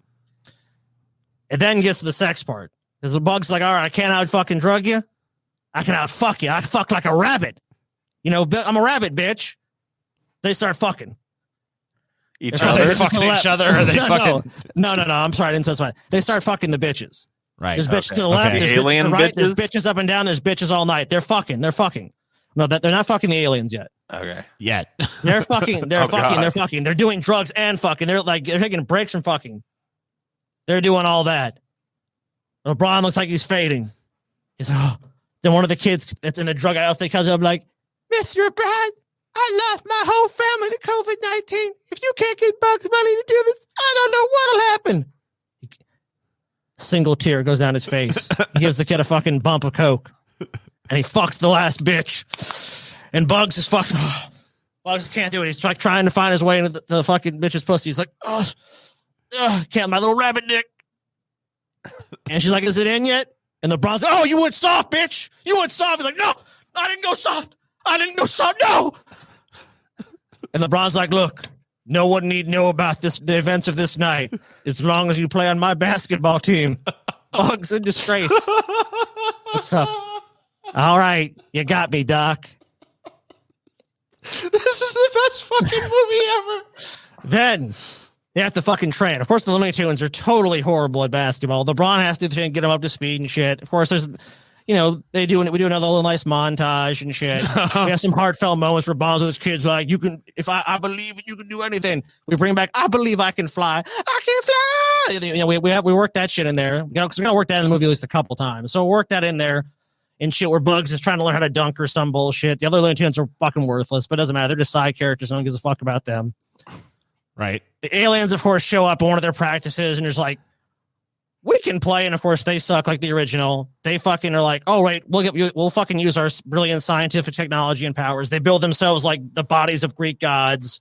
They're just fucking they're just throwing swishes. They're fucking slam dunking like it's nothing. They're just like, nah, we're gonna win. The fucking Looney Tunes deflated. LeBron, you're our only hope. LeBron's like, all right, we just gotta practice harder. So they're fucking practicing. Then the Looney Tunes get real. They're starting to get good. They're starting to realize, hey, they can use like cartoon physics and shit. They can do shit those other fuckers can't do. They're like, we got cartoon fucking physics on our side. We're going to be all right. We're going to win this shit. Day of the fucking tournament. Highly anticipated. Fucking sold out arena. Biggest arena they have. I don't know where it is. Maybe it's in Mexico City. We'll just say it's in Mexico City or something. No, fuck it. China's bigger audience. It's in Beijing. All right. Well, that's a good point because that'll bring in a whole lot of more. Yeah. Fucking stadium is packed full of people. You have people from every walk of life, every nationality. Everyone's there. We call it seem like today is the big game. Will LeBron save humanity from the scourge of COVID-19, or will the aliens continue to dominate us and just laugh in our faces as disease ravages the lands? Today comes. They got everyone there, except Bugs. Oh no, Bugs is nowhere to be found, dude. What the fuck? 5 minutes. They got the thing like 5 minutes to go. Up, you have to forfeit. Bugs at a nearby bar. LeBron has to walk in the bar and talk to Bugs. He's like, Bugs, look, I beat you. You want me to tell everyone what happened? Bugs like, go ahead. Fuck it, I don't give a shit anymore. I'm a fucking husband. I can't fucking do this shit. I can't fucking win this game, LeBron. I can't do what I got anymore. Ron reaches into his pocket and pulls out the most amazing drug cocktail known to man that only someone like LeBron James could even fucking get. He puts 2 lines down. One's for me, one's for you. This drug cocktail is the most insane drug cocktail ever concocted. To this day, no one even knows what the fuck was in this. But what's crazy is the drug cocktail transports them instantly to the arena. and at a crazy turn of events, instead of actually playing the basketball game, they lose their minds. They literally go insane. They fashion weapons from matter around them and have become convinced everyone in the arena are in fact demons from hell. They proceed then to slaughter everyone in the arena. People flee for their lives. It is useless and pointless. They're killed. There is fucking disgusting scenes of just blood and violence. And the gore goes on. And every time they start to snap out of it, it's like, oh my God, where am I? Oh God, no! There's another one! They slaughter everyone. They slaughter the aliens. They slaughter the fucking Looney Tunes. They just slaughter everyone. Everyone's fucking dead. Everything that even resemble life. They fucking kill the fucking stray cats in the fucking alleyway. By the time they finally kill the last human, the last person, then maybe it's like the fucking premiere of Charlotte. No, Bugs! He's fucking dead. They finally start coming out from their trip. They look at each other. Just look at this carnage. Look, they're just fucking knee deep in the bodies of the fucking dead and the innocent. And they just decide, they say, hey, we saved the fucking planet. This was a battle for good. This was a day of good. They exit the arena. The media outside. What? Can you, LeBron, there's still media people alive. Well, the building's been surrounded. Like, they killed everyone in the arena. They haven't gone outside yet. All right. They haven't gone outside yet. The media. What's happened? There's been reports of a massacre. There's blood. They come out there and say, "Look, a game was played today, a battle, and I'm happy to announce we have won this battle. We have saved the day. The scourge has been broken. We have defeated the virus as we've defeated the aliens, and may peace reign throughout the land. The Chinese people, leaderless now, run and turn to them and say, LeBron and Bugs, will you co-lead China for the rest of time?" Holy shit. They nod their heads. LeBron and Bugs become eternal emperors of the Chinese empire, dude. And the beginning of the next Chinese empire has begun. Screen fades to black. Wow. The end of the movie. That's Space Jam. I'm fucking flabbergasted by that pitch. I hope you guys. If you ever get enough money to make that movie happen, it's gonna be the finest thing ever committed to film. God. Everybody may as well just retire after the end of that. Oh Jesus! That movie. It's Space Jam 2, man. Like, look, I know they're gonna make some other one. But Hollywood should fucking have called me up. They should have given me to write a fucking script. And look, I'll be honest with you, the script just writes itself. You don't have to even fucking, like, I spent fucking 10 minutes. That's all you need to do. You don't need to fucking think these things through. And look, they want product placement. Man, put a fucking Taco Bell fucking logo on the fucking bag of crack they fucking do or whatever. Who gives a shit? I mean, it doesn't really fucking matter. It's America. It's like everything's for sale.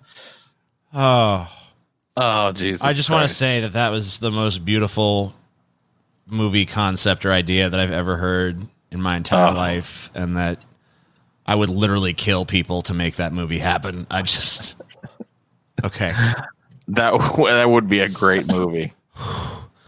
My favorite part is, like, My favorite part was when Bugs was missing because I was like genuinely invested. Like, I was. Where's too. Bugs? He said he would do it if you beat him in the butt fucking and drugs contest, and he's not there. Oh man. Well, there's got to be intrigue in the fucking movie. I mean, yeah. I mean, I love that. It's great. There was genuine tension. There was some heartfelt moments. We laughed. We cried. Fuck. You gotta check all the elements. You gotta have nostalgia.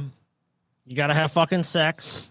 You gotta have fucking drugs, and you gotta have rock and roll. Anyone says they don't want that in a movie, they just ain't living life. I mean, those seem to be the proper elements. That's what you need for a fucking movie, right? You can't eat a movie. It's gotta be. You gotta have some of those things that people really desire. You gotta have those things. You gotta have fucking sex. You gotta have violence. You gotta have all those fucking outlets for humanity. Oh yeah, that is true. The thing I love about Scotty's pitch is that even though it's probably one of the least marketable films of all time, he comes at it from a very marketing-oriented angle. It's almost like a movie executive who was like at the top of the game, just totally lost his fucking mind. You know what I mean? And starts greenlighting insane shit. Yeah, just put the Taco Bell logo on the fucking crack bags. They're snorting. Yeah. Maybe he takes out a fucking Starbucks coffee logo as a brand and brands one of the bitches while he's fucking her, It's like, oh my God, I love this. Oh, please make this movie. Oh, please. Look, my movie has honesty in it. It doesn't because I agree. I don't think I've ever heard of a more honest fucking movie idea. But that's what you need with marketing, dude. That's what I'm trying to tell you. The marketing of this fucking movie has got to be dead on, balls accurate. And it needs to be, look, the commercial will just be like, do you like sex? Do you like cartoons? Do you like big booty bitches? And do you like gratuitous drug use and sex at the same time? You just go on and on. This movie has all of those things. Don't be a fucking pussy. Go see this movie right fucking now. Boom. If you don't see this movie, you don't matter. Dude, can you imagine the original Space Jam song being played in that orgy of carnage at the end where Bugs and LeBron James are oh god, yeah, dismembering everybody within sight in a drug-fueled rampage? Yes. Oh my god, dude, at some point LeBron has to dunk somebody's fucking severed head. Yes. they at least once. Oh, dude, they gotta do the fucking they gotta do the fucking alley oop, dude. They gotta fucking pass the fucking Bugs has gotta fucking throw the head up in the air and then rabbit kick the fucking head to LeBron, who's already in midair, and he just fucking snags it and just throws it down.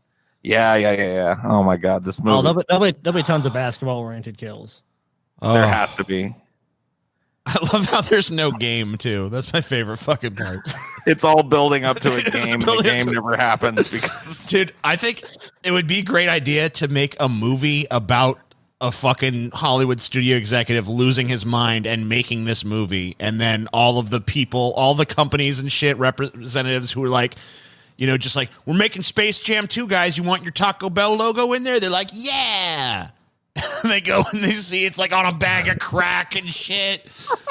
They're fucking horrified. Like, what? Is Bugs Bunny having sex with that woman? Like, what the fuck? Bugs Bunny is pouring a big fucking 2-liter of Coke into some whore's ass or something. Yeah, like, what is Bugs Bunny doing? Oh, dude, it'll be gratuitous, too. It'll be like, Bugs will be doing some fucked up shit at that party. He'll be like, getting his fuck on. And he'd be like, gee, I'm thirsty. You know what I could go for right now? An ice cold, refreshing Coca-Cola. Goes down smooth every time I'm having a sex fueled orgy. Thanks, Coke. Or Bond can be like, hell no, I do. I go for Pepsi. We'll get them going both ways. Fuck that shit, dude. They can clink them together. Yeah, I mean, look, if they have companies allow it, which we can sell them on, be like, look, you're gonna get equal screen time in the movie.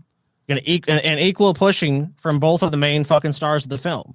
It's gonna be like when Mickey Mouse and Bugs Bunny shared the screen together in Who Framed Roger Rabbit. Yeah. Dude, I can just see it, dude. Right at the end of the movie, that double snort, Everybody get up. It's time to jam now. There's a Space Jam. Going down. Fucking Bugs just tear some fat bitch's head off and rolls it down the stadium. Going to the Space Jam. Everybody come on. Oh, God. Dude, and tell me the Chinese people would not fucking love that movie. They get to see their fucking oppressive government overthrown in favor of divine rule by the fucking goddamn two greatest humans ever lived, LeBron James and Bugs Bunny. Bugs Bunny might not be a human technically, but he should be. LeBron just curb stomps an old man. The field.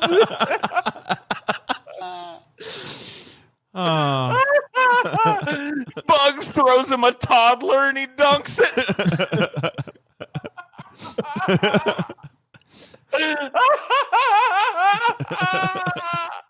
People are screaming and crying.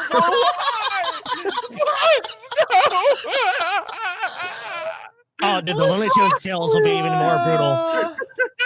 Dude, Bugs will fucking do some cartoon shit to them. Like, oh, dude, it'll be down to him and Daffy, and Daffy will be like, "Oh, Bugs, please." Oh, dude, man. It's gonna trash, Bugs. What's the problem? Oh, dude, Bugs is going to the fucking carrot kill, dude. I can't even handle this. Oh, God. Bugs, why are you doing this? Shut up, Fudd. He just shoves a carrot through his eye socket. I think he should shove his own shotgun up his ass and then he fucking pulls the trigger and all of his guts and entire skeletal system flies out of his mouth and shit. What? So he blows up fucking Elmer Fudd like a fucking pinata. Oh, yeah. People are screaming and crying. LeBron James is chasing them down the fucking hallway. Just foaming at the mouth with the blood of the innocent all over him. Jersey barely fucking visible under all the fucking gore. People are like, King LeBron, please. I've been your fan for so long. Why would you do this? Fucking LeBron. Oh, shit. You know some powerful, rich-ass people would be there, too. Oh, fuck yeah, dude. Oprah Winfrey. You know what I mean? Oh, shit, dude. It would be great. This movie. They shove her own tits down her throat. Just like, rah! Oh, no, dude. Oprah, they fucking force-feed Oprah to death, dude. They have a sludge machine. They're just like, open. Maybe LeBron. LeBron Dude, each of them grabs a big old floppy Oprah tit and dribbles it down the fucking court, and then they both simultaneously dunk the tits into her mouth. Yeah, she chokes. Yeah.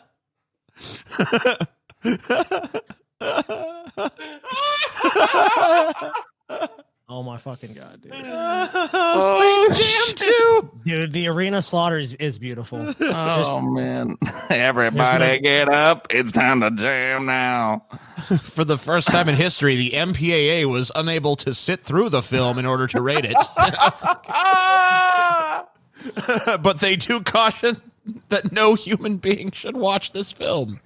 They should immediately watch this film if they want to open their fucking mind, PJ. This film is actually social commentary. Oh God, on America, dude. That'll be my line about the movie. Like, you don't understand Space Jam 2. If you're criticizing Space Jam 2, it's because you haven't fucking seen it. You're not woke. You just don't understand reality. You're a fucking simp. You know, we need an aggressive marketing campaign. What the fuck ever happened to that? It's like Mac versus PC, but just fucking X-rated. You know, don't just be show a fucking simp, you pussy. Yeah, show Space Jam. Show a little pile of shit, then show some some Adonis dude and be like, which one do you want to be? Guy on the left saw the fucking movie. Guy on the fucking right's a pile of shit, literally. Then just go to fucking some schlub's house, like sit on his lawn, and literally just back up and just fucking dump a pile of shit on him, just thereby killing him as part of the marketing campaign. Be like, do you remember this? Do you remember the old Sega ads? Oh yeah, dude, they had some great ads. You should find the old Sega fucking ad people and hire them to do some of the fucking commercials for this.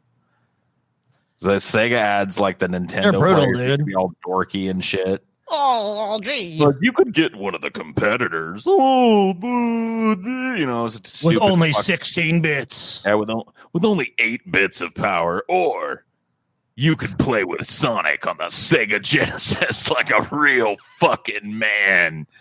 You know, hell yeah, I love it, dude. That's what you need, dude. You need fucking balls, dude. If there is by chance any billionaires in our fucking patrons, in the ranks of our patrons, now's the time. Yeah, now's the moment. Like, listen, dude, I know what you're thinking about. You're thinking like, how do I make my billions and pass them to my grandchildren's grandchildren? And no. You need to just give them to Scotty and let him make this movie. Let him make this movie to be the greatest film ever made. Of course, nobody will release it, but we'll just do our own fucking release of it. VOD release, man. Yeah, it's like fuck dude. Total ICP style. It's like, yeah, the fucking MPAA will try and rate it X and shit, and we'll just embrace it. We'll be like, yeah, fuck it, dude. They should actually come up with a new rating beyond X because this one's so fucking extreme. It's fucking rated S, dude, for Space Jam 2. Yeah, like it's just gonna be a whole new category. It's like, not another Space Jam 2. That's what you really want, man. When you make a fucking movie like that, you just want to be one of those movies that's talked about by fucking film nerds and dorks in fucking dank places where they're going like, you ever seen Space Jam 2? Everybody get up. It's time to slam now. The Space Jam going. I just keep seeing the fat bitch with a handful of cotton candy and shit getting kicked down the stairs by Bugs Bunny over and over. Yeah, what's your first step, bitch? Oh, look, kids, look what it is. It's Bugs Bunny. Everybody get up. Damn, Bugs' foot just in slow motion hits that bitch right in the stomach, and she just flies down the stairs and breaks her neck and back in 8 places. The whole fucking place starts going ape shit. LeBron is there. He starts just beating some old woman in a wheelchair to death. Dude, they gotta have like the newborn baby shot from half court. They gotta go like, oh, the period's expiring. They can take the fucking shot. They fucking can bank it off thin and just splats like 2 points or like Bugs. It didn't even go in. Fucking half court would be 3 points. Whatever. LeBron grabs a newborn baby and just stands at half court and throws it over his shoulder without looking and gets a switch and the baby just splats on the fucking court. Damn, dude. Whoa. Paul's making this thing take a dark turn, TJ. Oh, shit, why can't this movie exist? I wish it could, dude. Dude, it could be like a horror movie. The frustration you feel, dude, is nothing but the frustration I feel in the fact that I know that no one has the fucking has the fucking investment foresight to make this movie. It'll never happen. Dude, dude, I know there's a chance that there's like some kind of fucking billionaire or some rich kid who's, on a trust fund and their parents are getting old and shit, and you're about to come into some money and you're thinking like, oh, I should purchase this business or buy bit. No. Listen to me right now. You need to fucking give Scotty 100% of that money and let this fucking film be made. Most expensive production ever made. Because all the money we're given will be spent on the film, even if it's unnecessary. Even if it's completely like basically the crew will stay in lavish, it'll be like the nicest hotel in town. The crew will just be like put up there. Several days of drug use will be mandatory to prevent even joining the crew. Well, yeah, because you want, everybody's fucking head to be in the right space. Well, yeah. I mean, basically, no one making this movie is allowed to ever be sober for any reason. You'll have mandatory drug testing to ensure that you are fucked up in some way. If you're found to be sober, you're immediately fired. Oh, my God. Well, I'm not. I don't even know how to have a conversation after that. I don't either. I'm dead. I'm just fucking dead. I can't even. Conversation is over. Yeah, I'm crying. I can't even fucking. I was gonna try to pitch something after that, but I ain't following that shit. I mean, why would you? Well, fuck that. No, I ain't topping Space Jam 2. Space Jam 2 is the truck flip of movie pitches. I'm telling you, dude. I mean, if you can beat it, I mean, go ahead. I await the challenge of someone that has a better movie. I could. Today you moved out of my shadow, Scotty, because I think I could sit there for 100 years trying to come up with a movie pitch, and I don't think I could fucking top that shit that you came up with off the dome. So fuck this. Okay. Thank you very much. I'm gonna go open a fucking vein and just cry that Space Jam 2 will never exist. I know. That's what I'm up to. Fuck this, man. Good night, everybody. Fuck any world. No, seriously. Fuck a world that doesn't have Scotty's version of Space Jam 2 in it. Like, you know what I mean? Well, I mean, take solace in this, TJ. Yeah. From what I can tell as of the time of filming this, the fucking horsemen are riding, and the time is not. Like, I keep thinking, like, all right, those fucking riots have probably settled down, and I take a peek at the news, and it's like, riot spread to fucking 3 more new cities. And I'm like, oh. All right, cool. Oh, did shit. you guys see the fucking sword fight? Yes. No, this dude fucking was, he was at his shop. He was trying to defend the shop from the looters and shit. He comes out with a big ass sword, starts chasing people with the sword, gets his fucking ass fucking handed to him by a dude with a skateboard. Fucking. Oh, damn. All kinds of crazy shit's happening. Now that dude. The world is going apeshit. It's almost like the combination of COVID and everybody being all cooped up and like economically stressed. And this fucking police killing, it was just. Hey, it's the recipe for something really fucking nuts. Because it doesn't look like it's slowing down. It looks like it's like accelerating. Even in Minneapolis, like shit is still crazy tonight, as far as I can tell. Oh yeah, I haven't seen any reports that like Minneapolis is calmed. No, but like it's gonna be a while. Florida, it spread to like LA. Got real today. LA has been pretty crazy for a couple of days. Seattle, it's like what? we shall see. TJ's like, oh yes. Sorry, no. I'm looking at all the. I guess are there like MAGA people coming out now too, or? Oh, dude, there are people of every stripe. I watched a looting video. And it was like the extended version. Because like there's one that's been floating around. I watched a 30-minute looting video. Yeah. From somewhere of people looting some big department store. I think it was a Target. And there were people of every color and every stripe. There were cowboy-looking dudes with masks on going out with big bags of toilet paper and like Karen-looking white women. And like black teenagers running around. It was literally one of the most beautiful things I've ever seen as an American. It was like, for a second, race didn't exist due to capitalism. You know what I mean? It was like everybody came together to come up. And it was beautiful. There were Mexicans, there were blacks, there were like Chinese people scrambling around with TVs. There were like little kids and old people. Fat old white women and fucking just every color of the rainbow, dude. It was beautiful. Well, I mean, in a society when their social order breaks down and you have an opportunity to go loot a store, I mean, there's definitely people that would not do it for sure. Yeah, there's a lot of people. There's plenty that fucking are gonna run to that store because they're gonna be like, you know what? There ain't no one stopping me. I can do whatever the fuck I want. I can go whatever the fuck I want. I'm gonna do it. And dude. Like, not to belabor the point, but I've seen this shit coming for a long time. Now, I didn't know what combination of events or what event it would be to set it off and shit. And this may not be the ultimate culmination of it. But this idea that, like, you can just keep ratcheting up the pressure on people and it's not going to eventually come fucking boiling out is just retarded.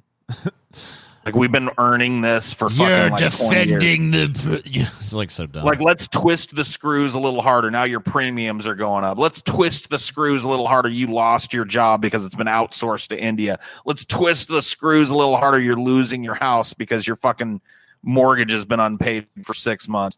It's just like, let's twist the screws a little harder. You work fucking 60-hour weeks at a fucking McDonald's flipping burgers and you can't pay for a 1-bedroom apartment. Let's twist the screws a little, you know what I mean?